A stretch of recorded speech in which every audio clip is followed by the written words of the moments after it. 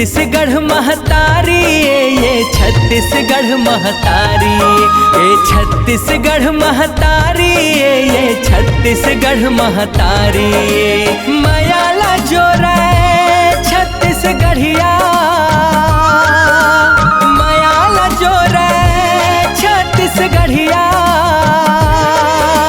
गाँव गवई हचिन्हारी ये छत्तीसगढ़ महतारी, ये छत्तीसगढ़ महतारी, ये छत्तीसगढ़ महतारी, ये छत्तीसगढ़ महतारी, ये छत्तीसगढ़ महतारी।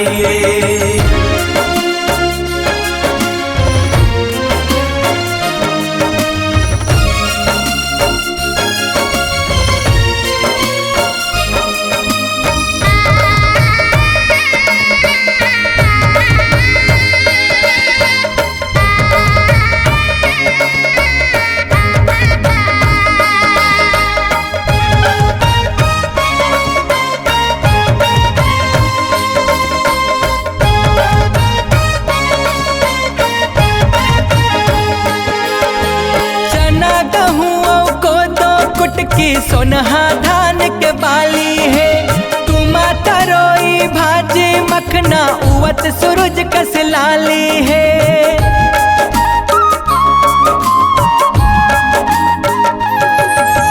चना गहूँ को दो कुटकी सोनहा धान के बाली है, तुमा तरोई भाजी मखना उवत सूरज कस लाली है। हरियर खेती खार चमके, हरियर खेती खार चमके। जिहांगना खोर दुआरी है ये छत्तीसगढ़ महतारी, ये छत्तीसगढ़ महतारी, ये छत्तीसगढ़ महतारी, ये छत्तीसगढ़ महतारी, ये छत्तीसगढ़ महतारी।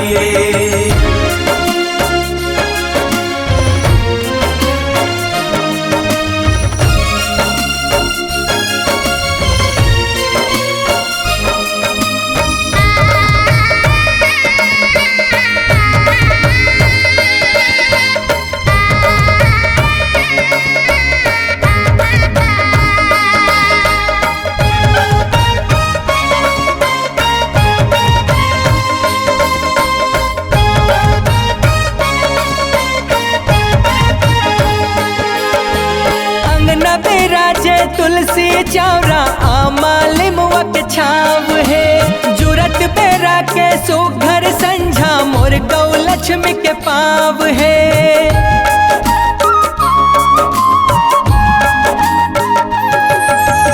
अंगना बेराजे तुलसी चावरा आमाले मुआ के छाव है, जुरत बेरा के सुघर संझा मोर गौ लक्ष्मी के पाव है। रिग बिगले दिखे चौरा माँ, रिग बिगले दिखे चौरा माँ।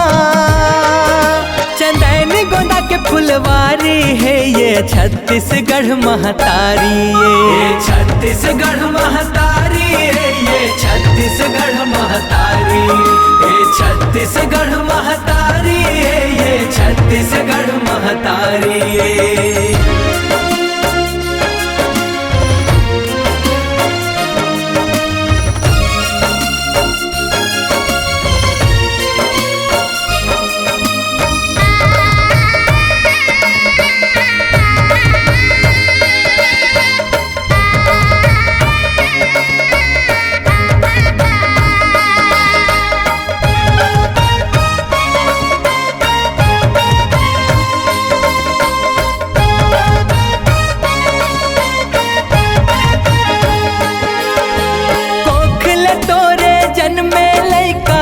रख सुखला पावत है, धन जस बाढ़े ऊना के दूना जगमा नाम कमावत है।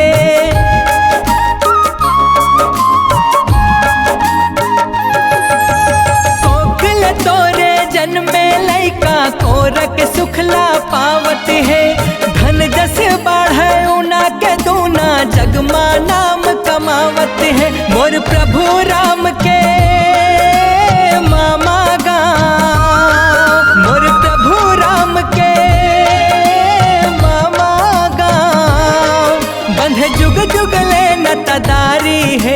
छत्तीसगढ़ महतारी ये छत्तीसगढ़ महतारी ये छत्तीसगढ़ महतारी ये छत्तीसगढ़ महतारी ये छत्तीसगढ़ महतारी। मयाला जोरा छत्तीसगढ़िया मयाला जोरा छत्तीसगढ़िया गाँव गवई हचिन्हारी ये छत्तीसगढ़ महतारी ये छत्तीसगढ़ महतारी ये छत्तीसगढ़ महतारी ये छत्तीसगढ़ महतारी ये छत्तीसगढ़ महतारी ये छत्तीसगढ़ महतारी ये छत्तीसगढ़ महतारी ये छत्तीसगढ़ महतारी ये छत्तीसगढ़ महतारी ये